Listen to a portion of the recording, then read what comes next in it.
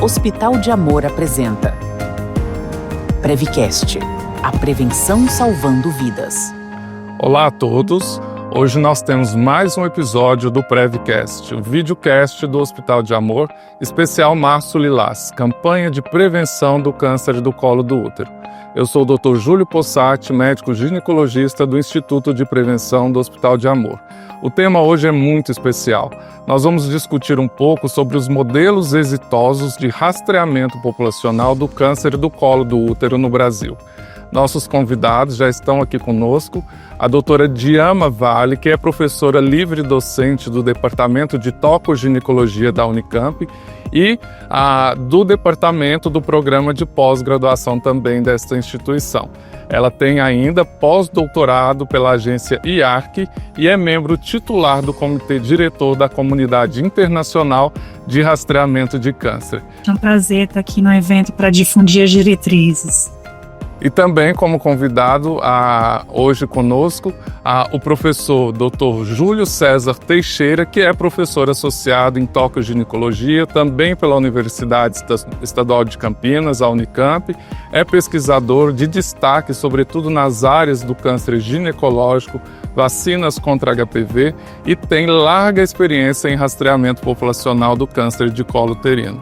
Júlio, muito obrigado pela sua presença. Olá, Júlio, meu xará, muito obrigado. Eu que agradeço a oportunidade e de poder discutir realmente para levar essa novidade que está para chegar de forma efetiva a todas as mulheres e salvarmos vidas na prevenção do câncer do colo do útero. Eu que agradeço a presença de vocês, fico muito emocionado, inclusive. No episódio de hoje, é muito importante a gente discutir, Júlio e Diama, uma experiência que vocês estão intimamente envolvidos, que é o Programa de Rastreamento Populacional do Câncer de Colo Uterino na cidade de Indaiatuba, no interior de São Paulo. Júlia, eu gostaria que você contasse brevemente como foi essa experiência, como vocês modelaram, por que se propôs uma alteração no modelo de rastreamento em Indaiatuba. Como que isso aconteceu? Conta pra gente. Na verdade, o cenário brasileiro ele é muito ruim, né? Faz décadas que a mortalidade é estável e o SUS paga 90% de cobertura de citologias para todas as mulheres, mas a cobertura real é de 15% a 30%. A maioria das mulheres que têm o câncer, que aparecem com câncer, não estão dentro do programa. Por quê? Por falta de organização. Então esse é o ponto crucial, né? Você ter um registro da população, saber não só quem está fazendo, mas principalmente quem não está fazendo, para convocar e fazer seu exame de prevenção. Com isso sim vai ter algum impacto. Nós procuramos então modificar esse cenário fazendo essa organização. E para isso você precisa de usar a informática, sistemas informatizados e dados populacionais. A cidade de Indaiatuba, que nós escolhemos, ela tinha esse perfil do Brasil ruim e o perfil de informática que estava se estabelecendo. Com isso a gente realmente conseguiu planejar um bom programa que nós executamos. Estamos hoje no ano 8, Júlio. É importantíssimo realmente essa iniciativa de vocês, em associação inclusive com a Secretaria Municipal de Saúde da cidade de Indaiatuba, em prever essa modernização do rastreamento do câncer de colo uterino. Inclusive, em Indaiatuba houve a questão da mudança do teste, né? Nós tínhamos até então a utilização dos testes padrão, citológico, e isso passa depois a ser utilizado o teste molecular para a pesquisa do DNA HPV. Por que essa mudança, Diama? Qual a importância da gente mudar o teste de rastreamento, da citologia para o teste de HPV?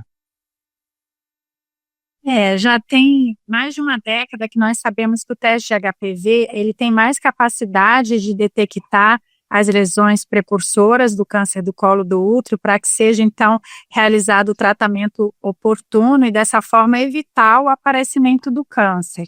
E a Organização Mundial da Saúde já recomenda essa tecnologia, a transição para essa tecnologia, quando há condições já desde 2014, 2016, em suas recomendações, e a gente aguardava, então, um estudo de custo-efetividade nacional para poder desencadear todo o processo de incorporação do teste de HPV no SUS. E aí o projeto de Indaiatuba, em parceria com a Secretaria Municipal de Saúde, conseguiu fornecer esses dados para o Ministério da Saúde, que elaborou então seu estudo nacional a partir desses dados de custo-efetividade e acabou então culminando com a incorporação, com a aprovação da incorporação do teste HPV pelo SUS.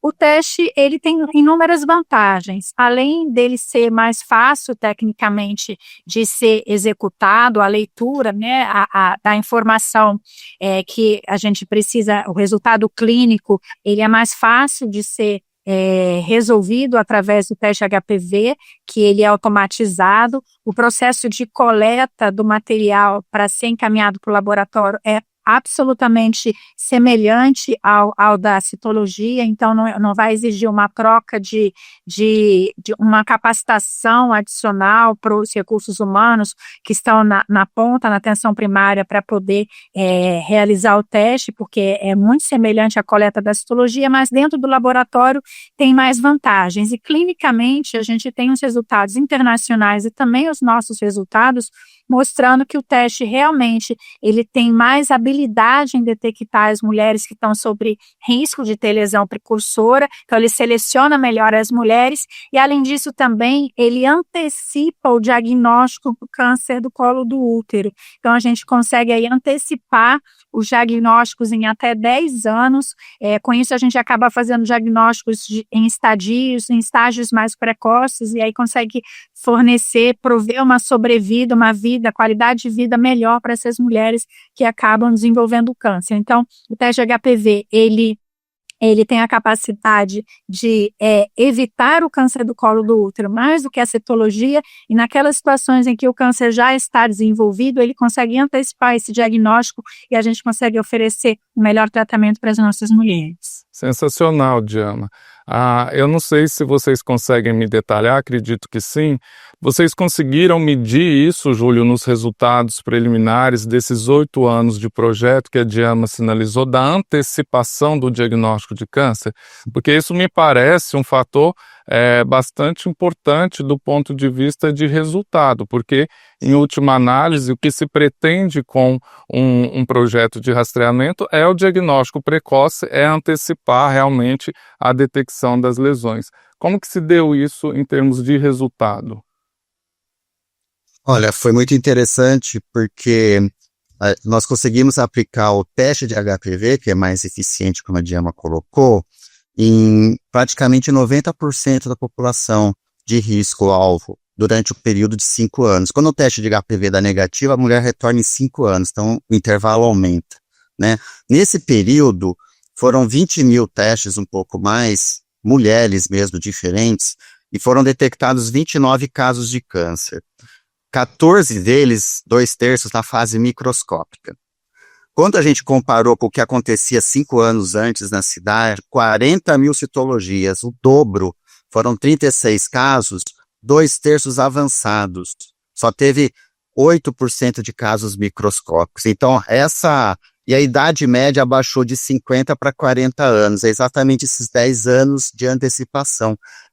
Nós pegamos todas as mulheres que iriam aparecer na nossa porta com sintomas de câncer avançado nos próximos 10 anos, nós detectamos agora na fase ainda precursora, assim, ou bem inicial, com alta taxa de cura. Qual é o resultado disso, além de salvar essas mulheres? O tratamento é mais simples, né, Júlio? Você não precisa de radioterapia, quimioterapia, grandes cirurgias, e com isso você barateia o tratamento. Somando tudo isso, ele acaba sendo custo efetivo e você acaba gastando menos com uma nova tecnologia, com alto impacto, você gasta menos do que já se gasta com a citologia, com resultados, assim, muito, muito, muito melhores. Essa fala sua realmente é muito impactante, né? Porque você está dizendo que você diagnostica antes, em estágios mais iniciais, você consegue tratamentos mais simples e com altas taxas de cura. Então, isso realmente traz para a gente a possibilidade de uma mudança do cenário do câncer de colo uterino no país. Diana, eu queria voltar um pouquinho naquele conceito de rastreamento organizado, que o Júlio citou no início da fala dele. Porque o que nos parece é que não basta a troca do teste, nós precisamos promover também organização no rastreamento.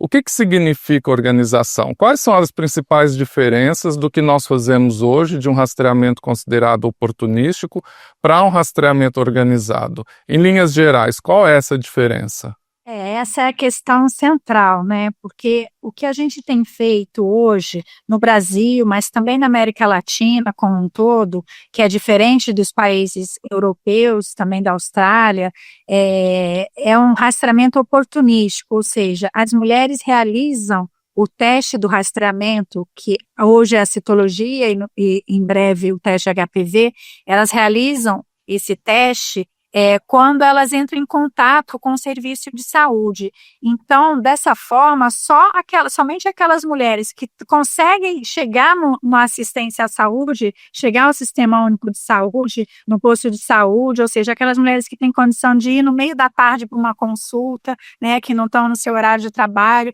que têm com quem deixar seus filhos em casa. Então, essas mulheres que conseguem chegar na assistência à saúde, essas são as mulheres que fazem o rastreamento e elas estão bem rastreadas. A questão é que há um contingente de mulheres que não estão tendo acesso ao sistema de saúde e elas não são vistas. E são essas mulheres que estão apresentando câncer do colo do útero aqui no Brasil, na América Latina, na África subsaariana, no Sudeste Asiático, onde não tem programas organizados de rastreamento. E o que diferencia, o que é ser um programa organizado? São vários componentes, mas o principal deles é ter um sistema de informação que consiga exatamente achar essas mulheres, essas pessoas que não estão que não estão comparecendo no sistema de saúde. Então, precisa de um sistema de informação que identifique quem são esses indivíduos para realizar a busca ativa dessas pessoas. Então, essas pessoas precisam ser convocadas ativamente para realizar o seu teste, seja a citologia ou o teste de HPV. Então, por exemplo, na Europa, as mulheres, quando chega no momento de realizar o seu teste, elas podem receber em casa o teste ou a convocação para realizar. Já vai uma cartinha já com a data e hora marcada para realizar o seu teste. Isso pode ser feito de inúmeras formas, a gente precisa ainda testar as nossas estratégias, mas o fato é que a gente precisa chegar nas mulheres que não estão conseguindo acessar o sistema de saúde, porque são essas mulheres que estão mais vulnerabilizadas e que estão apresentando o câncer do colo do útero há décadas, como a gente vê nas nossas, quando a gente faz avaliação de incidência, né, as avaliações epidemiológicas. Mas, além da busca ativa, também tem outros componentes que são importantes. Então, é preciso fazer a busca ativa através de um sistema de base populacional que consiga identificar em um registro de toda a população, mas também aquelas pessoas que não respondem a essa busca, elas precisam ter estratégias definidas de reconvocação, que é o sistema de convocar e reconvocar, ou call and recall, como é chamado na Inglaterra.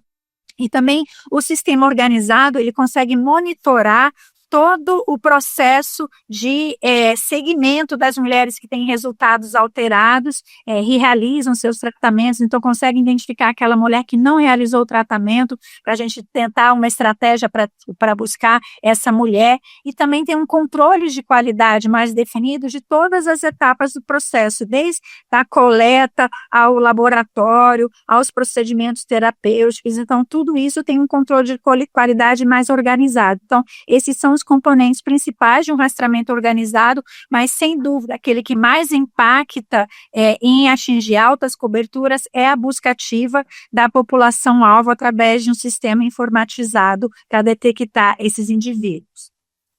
Isso mostra o quanto é realmente complexo a questão do rastreamento do câncer de colo uterino. Nós temos que prever a questão do início, meio e fim no segmento dessas pacientes. Júlio, conta pra gente um pouco dos bastidores, né? Quando vocês chegam com essa ideia, essa nova proposta de rastreamento, um novo teste, a questão da organização de todo o sistema, você verificou resistência? Como que vocês fizeram na prática o treinamento dos profissionais de saúde? Como que isso se deu ali realmente no dia a dia da rede já instalada de atendimento à assistência em saúde? Na verdade, a gente fez isso na cidade de Indaiatuba e, primeiramente, a gente conversou com os gestores, né, da área da saúde da mulher, e todos ficaram muito interessados. A partir daí, é uma questão de gestão interna, né, de direção, de diretriz, e de quanto menos alternativas você dá para o sistema, mais fácil todo mundo aceitar e cumprir, né? Logicamente, isso foi feito uma orientação para todos os profissionais de saúde envolvidos, desde administrativos das UBSs até enfermeiras, técnicos e os médicos. Nós fizemos algumas palestras de orientação com essa mudança, e a mudança foi determinada por esses gestores para todo o sistema da cidade, e por isso a gente acabou não tendo nenhuma resistência. Principalmente, né, Júlia, porque é uma mudança de tecnologia muito eficiente, né? Muito eficiente. Não ia aumentar trabalho, o sistema informatizado que iria atuar diminuiu a burocracia de 7 registros em papéis para nenhum ou uma etiqueta apenas. Com isso, sobra tempo para os profissionais do front fazer outras atividades, né? E o total de coleta de citologias que se fazia para colher o teste HPV era metade dos números das coletas. Com essa metade, a gente tinha esses 80%, 90% de cobertura, desde que fosse em mulheres diferentes, não repetisse nas mesmas. Aí entra o sistema de controle informatizado de entrada no programa, né, de coleta, de registro de coleta. Então foi isso, foi muito simples. O que eu vejo, precisa de ter o interesse dos gestores e precisa de ter uma coordenação local, não só regional, central, uma coordenação local que resolve, né, que define as coisas sem muita discussão, porque a discussão já foi feita de uma forma mais ampla na aceitação pelos gestores do programa, ou seja, praticamente uma determinação. Isso aqui a gente vai precisar a nível de Brasil, uma determinação que vem de uma esfera maior, com algumas diretrizes, sem muita chance de sair delas, principalmente na primeira rodada de 5 anos, né? A gente tem que ter essa rodada e ela vai ter elevado impacto no Brasil. Eu complementar alguns aspectos que o Júlio coloca, da importância de que os municípios, as secretarias municipais de saúde, falando isso porque acho que nosso público-alvo aqui são os profissionais de saúde, né? A importância do município ter os seus graus de responsabilização em relação ao rastreamento, né? E a recomendação é que isso seja na forma de lei municipal mesmo. Então, tem que ter executivo precisa legislar sobre como é feito o rastreamento. E aí, precisa identificar as responsabilizações. Para a equipe local, né? Para a equipe que está ali em contato direto com a paciente, isso que o Júlio falou é muito importante, porque, na verdade, o modelo organizado, especialmente com o teste HPV, ele simplifica os processos, mas precisa que seja uma equipe que esteja atenta, que seja inteligente, né? Então, o que é mais importante? É ter um número de coletas de teste HPV ou de citologias elevado, ou ter muitas mulheres fazendo o teste. Então, é mais importante do que ficar fazendo testes periódicos em mulheres que às vezes estão fora do grupo etário-alvo, ou que estão realizando teste com um intervalo menor do que o recomendado. É muito mais estratégico a gente tentar identificar naquela população aquelas mulheres que não estão fazendo, para ter mais teste em mulheres que nunca fizeram ou que estão com exame em atraso. Então, é uma mudança, precisa mudar mesmo a maneira de raciocinar, né? Não é mais fazer por produção, não é mais ter números de teste, mas mais mulheres usando o exame. Então, esse é um indicador diferente que a gente precisa se habituar, e exige da equipe de saúde a elaboração de estratégias, uma sensibilidade também para conseguir identificar dentro da sua área de atuação, da sua área que está, quais são aqueles grupos que estão mais vulnerabilizados, que precisam de ter uma estratégia específica para conseguir atingi-los. Então, mulheres em situação de rua, mulheres com deficiência, mulheres com alguma dificuldade de locomoção, mulheres quilombolas, mulheres indígenas. Então, além das mulheres que estão frequentando ali o posto de saúde, tem uma atenção especial para essas populações que são particularmente vulneráveis. E ninguém pode fazer isso melhor do que a equipe de saúde da família, que conhece a sua clínica ela que está trabalhando ali no seu dia a dia com a população. Diana, me ocorreu aqui durante a sua fala duas questões importantes. Nós sabemos que há uma dificuldade ainda em se manter a questão da população prioritária, começando o rastreio a partir dos 25 anos. Isso já ocorria com a citologia e eu queria que vocês contassem como vocês conseguiram limitar isso frente ao teste de HPV. E a outra questão é que, se os profissionais de saúde tinham acesso às duas tecnologias ali no posto de atendimento, no posto de saúde, ao mesmo tempo, citologia e teste HPV, como que vocês lidaram com isso? Bom, tudo é estratégico, né, Júlio? Nós tivemos lá uma lei municipal justamente para poder amparar tudo isso no início do programa, que ainda não estava estabelecido no SUS. Isso significa que os municípios não precisam de fazer uma lei se já vier uma determinação do Ministério da Saúde e da Secretaria do Estado e depois do município. Não vai precisar no novo programa, mas ele já tem que estar se preparando para esse novo programa, né? Essa é uma dica. É isso que a Diana mais ou menos quis dizer. Ele já tem que estar começando a se organizar, ver o que ele tem e o que vai faltar para fazer esse programa organizado. Esse é um ponto. Você perguntou Como que vocês fizeram para ter uma obediência ali da faixa etária e se tinha os dois testes ao mesmo tempo? Isso é muito importante, né? Quando você tem o sistema informatizado, na hora que a paciente chega para fazer a coleta, se a idade dela é menos de 25 anos, não é coletado. Se por um acaso se faz a coleta, quando chega no laboratório, não é realizado o teste, a amostra é perdida. Tá? Porque não tem uma indicação formal de você fazer em mulheres assintomáticas, como rastreamento, os testes abaixo de 25 anos. Por quê?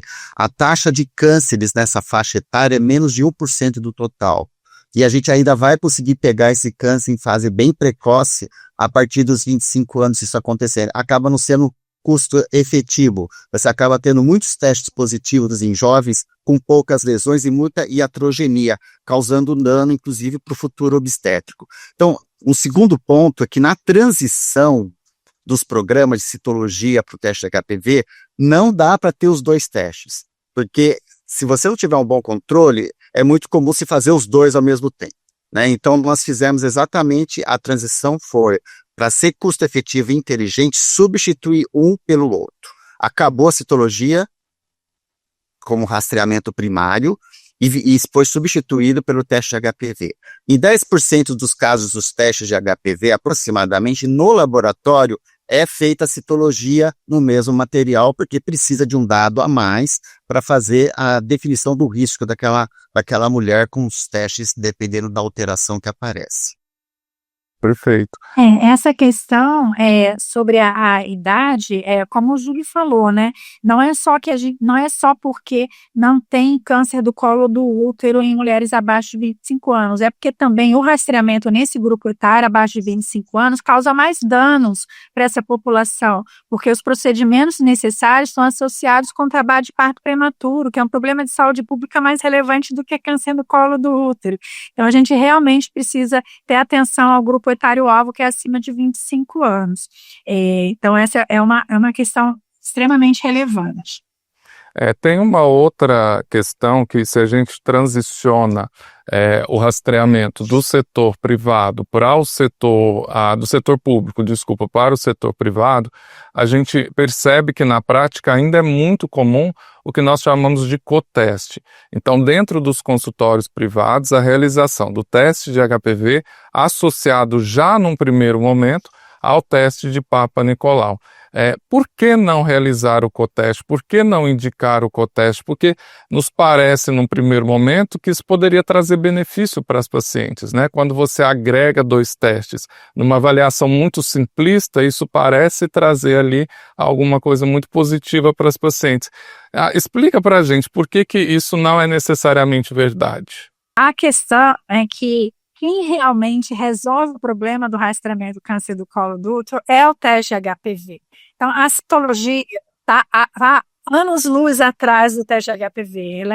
O teste HPV ele é muito mais eficiente em detectar as lesões precursoras. A citologia tem sim seu papel, mas naqueles casos positivos. alguns casos positivos. Então, a citologia vai continuar sendo feita, mas no laboratório, daquelas pacientes que tiverem resultados positivos. Então, na atenção secundária, na clínica especializada de colposcopia, aí a gente vai ter ainda o papel da citologia, mas para o rastreamento, seja no consultório médico no sistema privado ou na atenção primária, a citologia ela não acrescenta nenhuma vantagem em relação ao teste de HPV, porque com o teste de HPV, a sensibilidade, a capacidade de detectar a lesão precursora, ela é tão mais elevada do que a citologia, que você juntar a citologia, você só está trazendo mais um exame, mais um gasto e não está acrescentando clinicamente nenhuma informação relevante.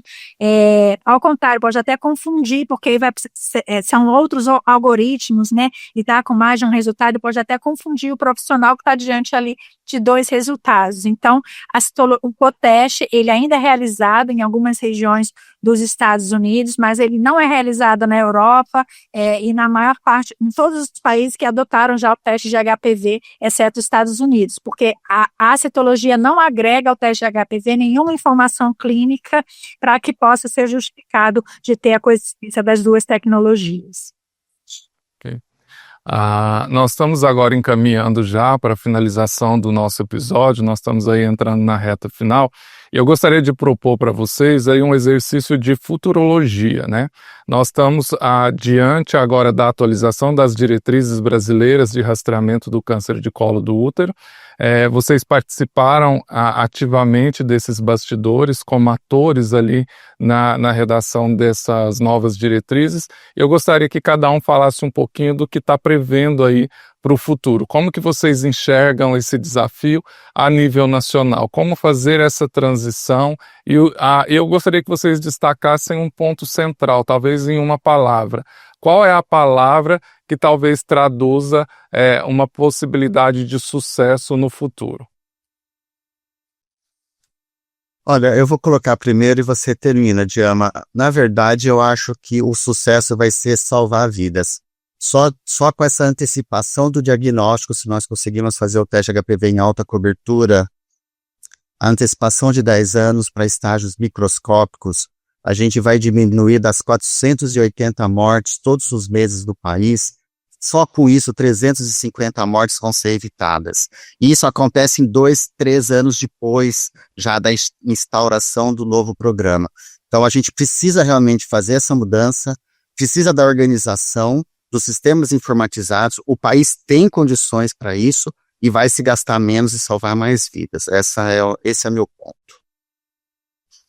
Eu acho que a palavra-chave é engajamento, né? Porque precisa de ter equipes motivadas. Nós estamos muito motivados, né? O professor Júlio também, aí no Hospital Câncer de Barretos, também contribuindo bastante para esse processo todo, e produzindo, né, fazendo pesquisa, orientando pesquisas sobre essa questão. Então, precisa de um engajamento mesmo da sociedade, porque é muito triste a gente ver uma mulher morrendo por uma doença que é absolutamente prevenível através do rastreamento. Então, a gente tem a tecnologia, a gente tem a informatização, então a gente agora precisa colocar em prática, e aí precisa do nosso engajamento. Eu vejo no futuro, acho que no futuro a médio e longo prazo, aí, pulando essa etapa inicial que é de salvar vidas, isso vai ser muito impactante para todos nós.